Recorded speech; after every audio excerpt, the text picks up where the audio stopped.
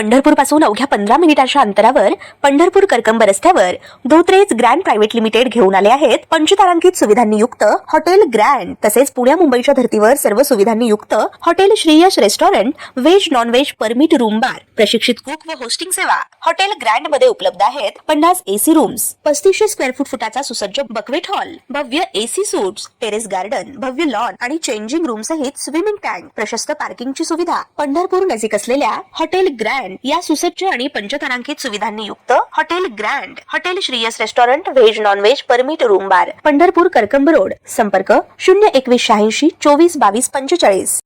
ताज्या घडामोडी पाहण्यासाठी आमच्या YouTube चॅनलवरील PVR म्हणजेच पंढरी वार्ता या न्यूजला सबस्क्राइब करा आणि शेजारील बेल आयकॉनवर क्लिक करा। पंढरपूर शहराच्या मध्यवर्ती भागात जवळपास 250 एकर इतक्या विस्तीर्ण परिसरात असलेला यमाई तलाव तथा यशवंत चव्हाण जलाशय म्हणजे शहरातील हजारो लोकांच्या जिव्हाळ्याचा विषय ठरलाय।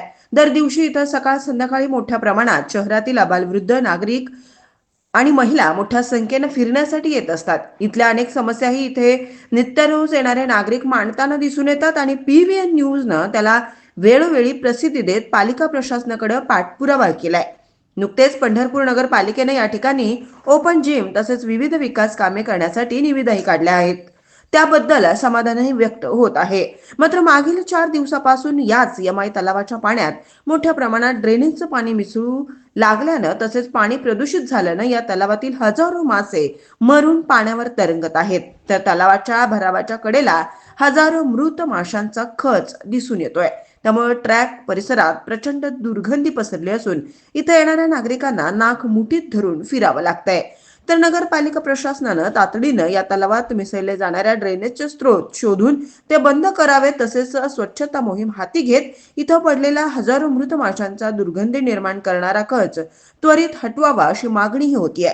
तसेच दिवसभर या ठिकाणी अनेक जण अनधिकृतपणे मासेमारी करण्यासाठी जात असल्यानं समजत आहे। त्यामुळे हे मृत मासे विक्रीसाठी बाजारात जात नाहीत ना याचाही शोध घेणं गरजेचं झालंय।